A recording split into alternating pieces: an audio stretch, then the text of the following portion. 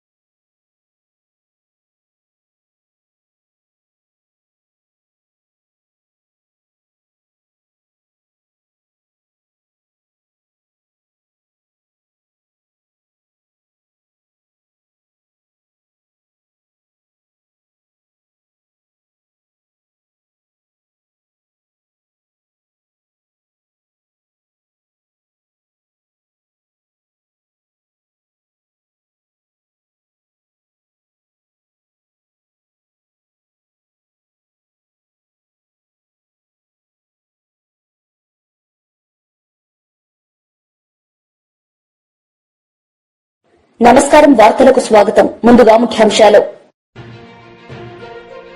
Vizag public meeting లో ముఖ్య అతిథిగా హాజరైన ప్రధానమంత్రి నరేంద్ర మోడీ. ఈ సందర్భంగా ప్రసంగం.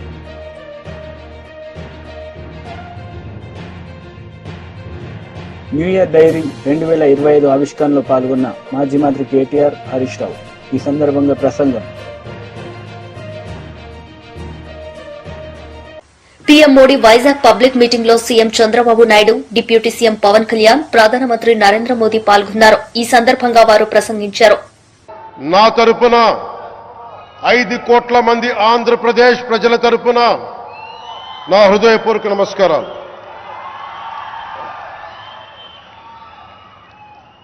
విద్యార్థి నాయకుడిగా రాజకీయాల్లో ప్రవేశించి రెవెన్యూ మంత్రిగా, ఆర్థిక మంత్రిగా మొదలై తెలుగుదేశంకి రథసారథి అయి 4వసారి ముఖ్యమంత్రి అయి తెలుగు ప్రజల్ని అభివృద్ధి పదంలో నడిపిస్తున్న దార్శనికులు, రాజకీయ ఉద్దండులు గౌరవ ముఖ్యమంత్రి శ్రీ నారా చంద్రబాబు నాయుడు గారికి నా హృదయపూర్వక నమస్కారం.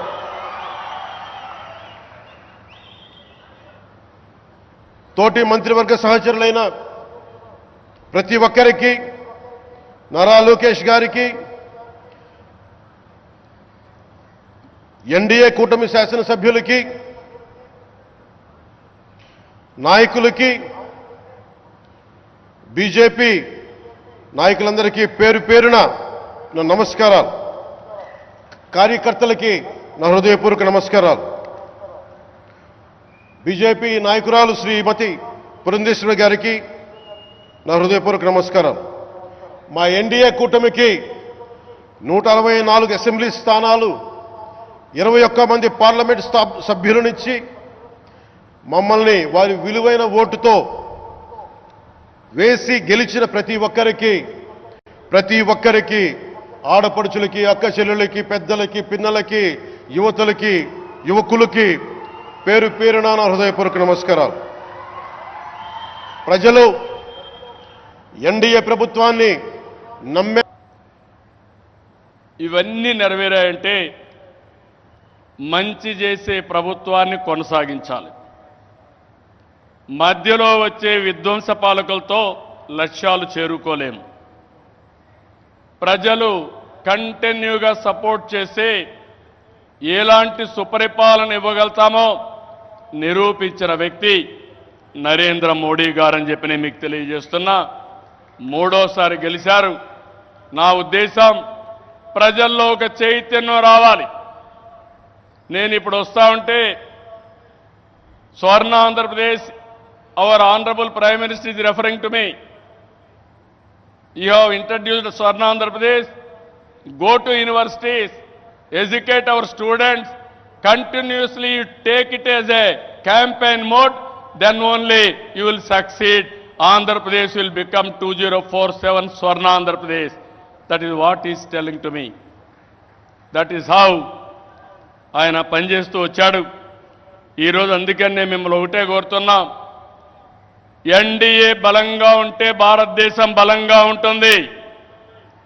ఇక్కడ కూటమి ప్రభుత్వం బలంగా ఉంటే ఆంధ్ర రాష్ట్రం బలంగా ఉంటుంది. డబల్ ఇంజన్ సర్కార్, डबल डिजिट ग्रोथ अंटे बेहतरीन इंफ्रास्ट्रक्चर तैयार किया जाएगा. इससे इन्वेस्टर्स का उत्साह बढ़ेगा और यहां की फार्मा कंपनियों को फायदा होगा. భవిష్యత్తులో పెద్ద ఎత్తున గ్రీన్ హైడ్రోజన్ ఉత్పత్తి చేసే నగరాలలో ఒకటిగా మన విశాఖపట్నం ఉండబోతుంది. ఈ గ్రీన్ హైడ్రోజన్ హబ్ ద్వారా అనేక ఉద్యోగ అవకాశాలు సృష్టించబడతాయి. దీంతో ఆంధ్రప్రదేశ్లో మ్యానుఫ్యాక్చరింగ్ వ్యవస్థ కూడా అభివృద్ధి చెందబోతుంది. మిత్రులారా, ఈ రోజు అనకాపల్లి పార్లమెంటులో ఉండే నక్కపల్లిలో బల్క్ డ్రగ్ పార్క్ కు కూడా శంకుస్థాపన చేసే అవకాశం నాకు కలిగింది. దేశంలో 3 రాష్ట్రాలలో ఈ తరహాలో పార్కులు ఏర్పాటు చేయబడుతున్నాయి. అందులో ఆంధ్రప్రదేశ్ ఉండడం నాకు చాలా ఆనందంగా ఉంది. ఈ పార్కులో మ్యానుఫ్యాక్చరింగ్ మరియు పరిశోధన కోసం అద్భుతమైన మౌలిక సదుపాయాలు ఏర్పాటు చేయడం జరుగుతుంది. దీనివల్ల పెట్టుబడిదారుల్లో ఆసక్తి పెరుగుతుంది మరియు ఫార్మాసిటీ కంపెనీలకి కూడా చాలా ఉపయోగపడుతుందని తెలియజేస్తున్నాను. साथियों, हमारी सरकार अर्बनाइजेशन को एक अपॉर्चुनिटी के रूप में देखती है और हम आंध्र को न्यू एज अर्बनाइजेशन का एक उदाहरण बनाना चाहते हैं. इसी विजन को साकार करने के लिए आज कृष्णापट्टनम इंडस्ट्रियल एरिया यानी क्रीज सिटी का फाउंडेशन स्टोन रखा गया है. ये smart city Chennai Bengaluru industrial corridor का हिस्सा बनेगी. इससे आंध्र में thousands of crores का इन्वेस्टमेंट आएगा और लाखों इंडस्ट्रियल जॉब तैयार होगी. మిత్రులారా, మా ప్రభుత్వం పట్టణీకరణకు ఒక అవకాశంగా చూస్తుంది.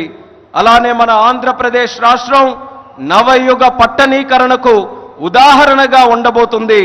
ఈ విజన్ సాకారం చేసేందుకు నేడు కృష్ణపట్నం ఇండస్ట్రియల్ ఏరియా అంటే క్రిస్ సిటీ శంకుస్థాపన కూడా చేయడం జరుగుతుంది.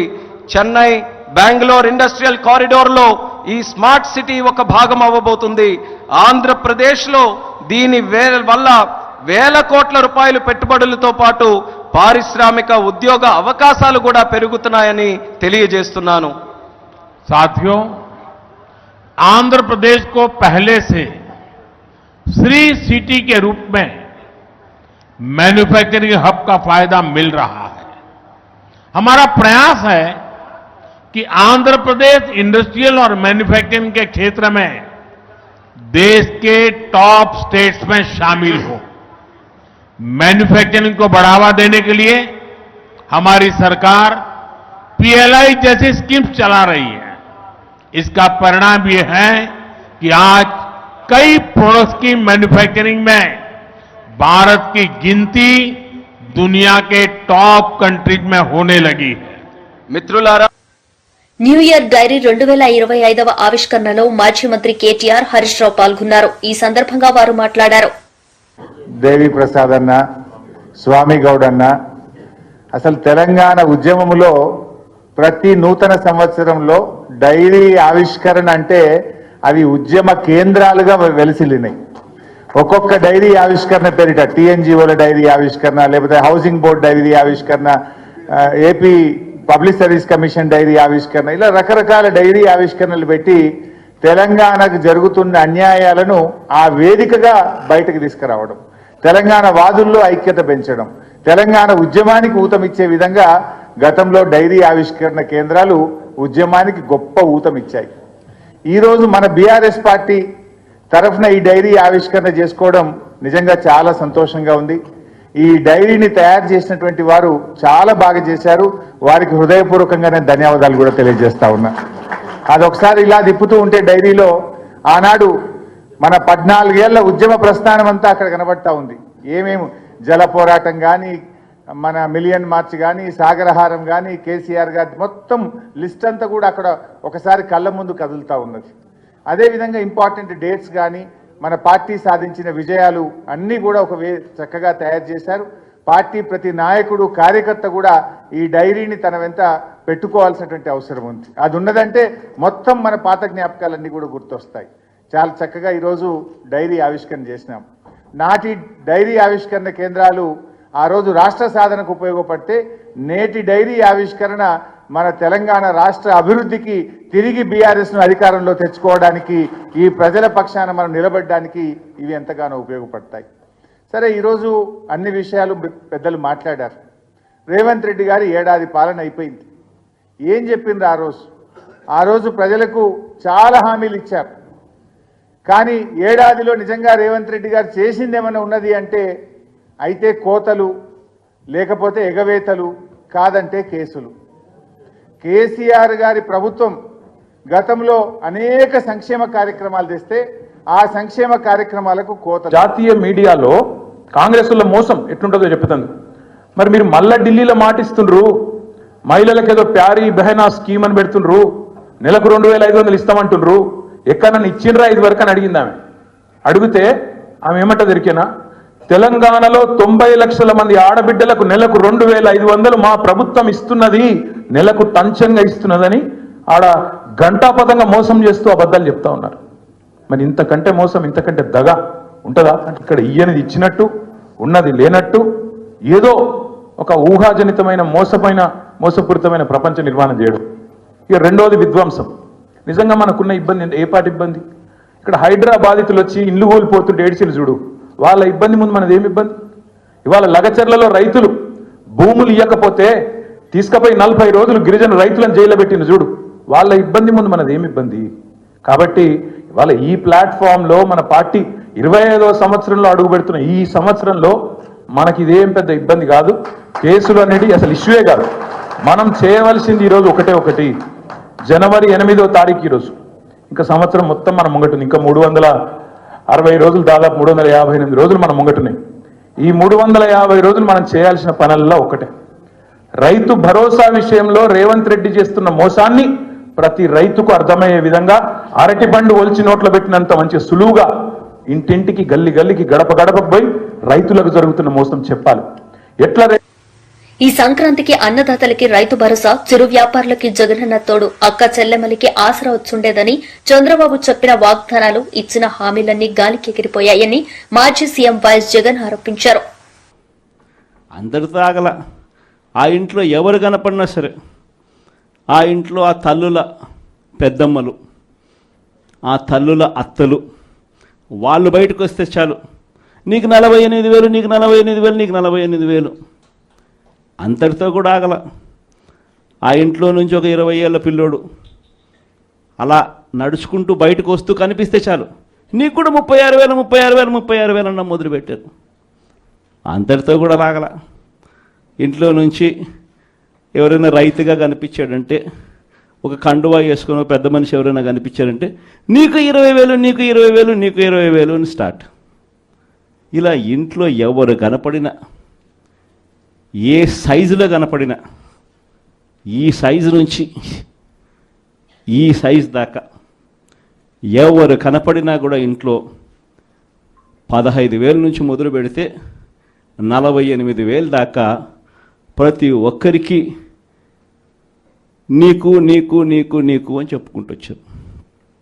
కానీ వైఎస్ఆర్సీపీ లీడర్ వెన్నపూస రవీంద్రారెడ్డి ప్రెస్ మీట్ నిర్వహించారు. ఈ సందర్భంగా ఆయన మాట్లాడారు. పదవి నుంచి తొలగించి ఆ స్థానంలో ఏ రకమైనటువంటి అర్హత లేకున్నటువంటి ఫీల్డ్ అసిస్టెంట్ ఉండాలంటే కనీస అర్హత 25 రోజుల పనిదినం చేసిండల్లా. అదేవిధంగా ఆ సర్పంచ్ తీర్మానం చేస్తేనే అతను ఫీల్డ్ అసిస్టెంట్గా కొనసాగడానికి అవకాశం ఉంటుంది. ఈరోజు అన్ని అర్హతలు ఉన్నటువంటి వాళ్ళందరినీ కూడా ఈ ప్రభుత్వం ఎక్కుతానే వాళ్ళందరినీ కూడా నిర్దాక్షిణ్యంగా తొలగించి ఏ అర్హత లేనటువంటి వ్యక్తులందరినీ కూడా ఈ రాష్ట్రంలో తెలుగుదేశం పార్టీ వందమాదిగలందరినీ కూడా ఈరోజు ఫీల్డ్ అసిస్టెంట్లుగా కూర్చోబెట్టినటువంటి చరిత్ర ఈ ప్రభుత్వానికి దక్కుతుందని చెప్పి కూడా ఈ సందర్భంగా తెలియజేస్తా ఉన్నా. అదేవిధంగా పవన్ కళ్యాణ్ గారి రాష్ట్రంలో డిప్యూటీ సీఎం పంచాయతీరాజ్ మినిస్టర్ అయిన తర్వాత ఆగస్టు 15వ తేదీ ఇండిపెండెన్స్ డేను పెద్ద ఎత్తున జరుపుకోండి, ప్రతి పంచాయతీకి కూడా 10,000 రూపాయలు ఇస్తామని చెప్పి పెద్ద ఎత్తున ఆర్భాటంతో ప్రకటించినటువంటి పవన్ కళ్యాణ్ ఈ రాష్ట్రంలో ఎక్కడైనా ఏ ఒక్క పంచాయతీకైనా 10 రూపాయలు ఇచ్చినటువంటి చరిత్ర ఉందా? నీకు నిజంగానే చిత్తశుద్ధి ఉంటే, నువ్వు మాట్లాడినటువంటి మాటలు నిజమైతే నీ రాష్ట్రంలో ఏ ఒక్క పంచాయతీకైనా 10,000 రూపాయలు వేసామని చెప్పి నువ్వు చూపించగలుగుతావా అని చెప్పి ఈరోజు వైఎస్ఆర్ కాంగ్రెస్ పార్టీ పక్షాన పంచాయతీరాజ్ విభాగం తరఫున ఈరోజు పవన్ కళ్యాణ్ని మేము ప్రశ్నిస్తూ ఉన్నాం.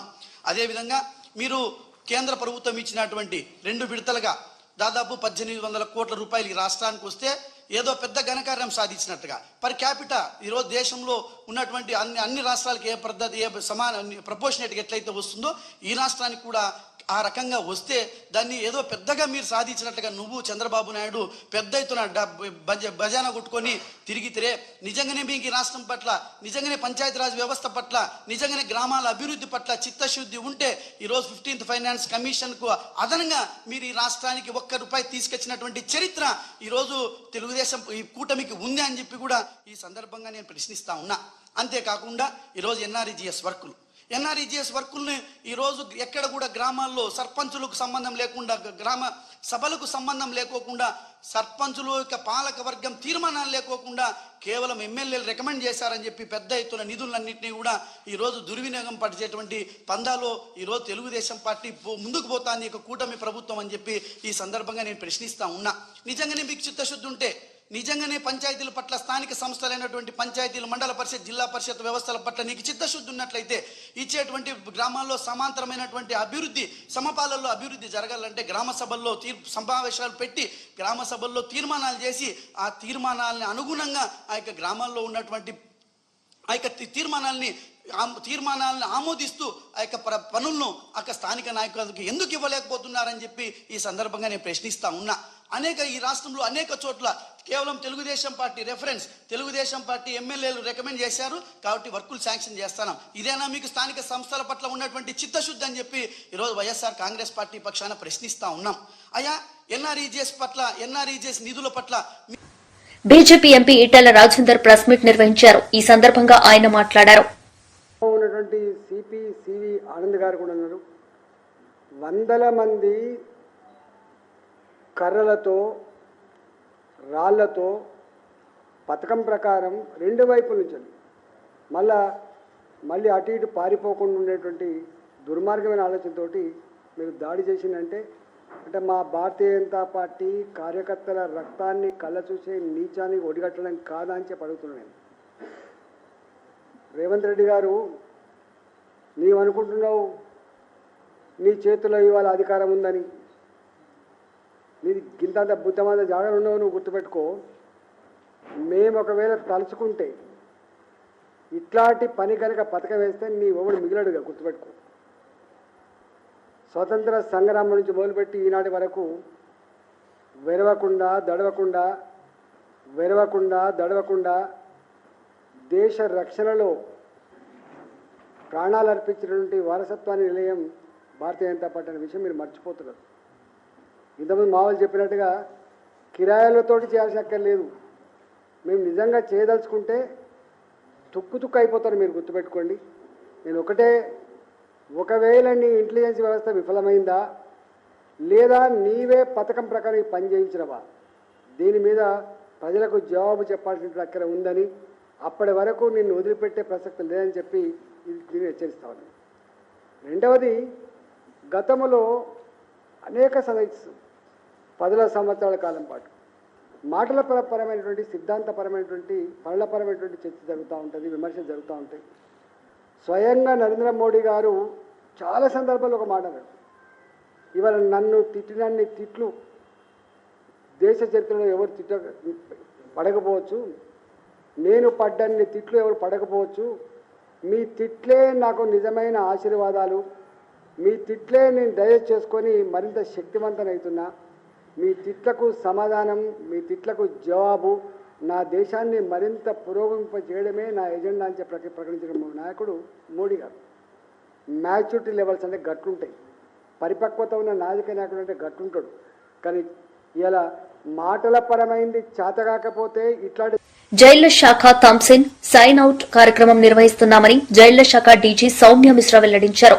జైళ్ల శాఖ వార్షిక నివేదికను ఆమె విడుదల చేశారు. ఖైదీలకు నైపుణ్య శిక్షణ ఇస్తున్నామని, తద్వారా బయటకు వెళ్లినా స్వయం ఉపాధి సాధించేలా తీర్చిదిద్దుతున్నామని చెప్పారు. జైల్లో ఉంటూ పనిచేస్తున్న ఖైదీలు తమ వేతనంతో కుటుంబానికి ఆసరాగా ఉంటున్నారని తెలిపారు. 12,650 prisoners were made literate by the prison department. ఇప్పుడు వరకు మేము 552 prisoners కు లోన్స్ ఇచ్చాము ప్రిజన్ డిపార్ట్మెంట్ నుంచి, అండ్ అరౌండ్ 1,73,08,500 రూపీస్ పే చేశాము. So 58 prisoners were sanctioned loan of 22 lakhs in 2024. Telangana prisons is also very good center for skill development of the prisoners. 2,650 prisoners have been trained in various skill programs this year. Tomorrow we are going to start in Numaish also, our stall where we will be selling this. Numaish has been a good place for prison stall since years. In fact, last time maaku Numaish lo best stall, best exhibition stall from government sector ani prize kuda award. వార్తలు ముగించే ముందు ముఖ్యాంశాలు మరోసారి. Vizag public meeting లో ముఖ్య అతిథిగా హాజరైన ప్రధానమంత్రి నరేంద్ర మోడీ. ఈ సందర్భంగా ప్రసంగం.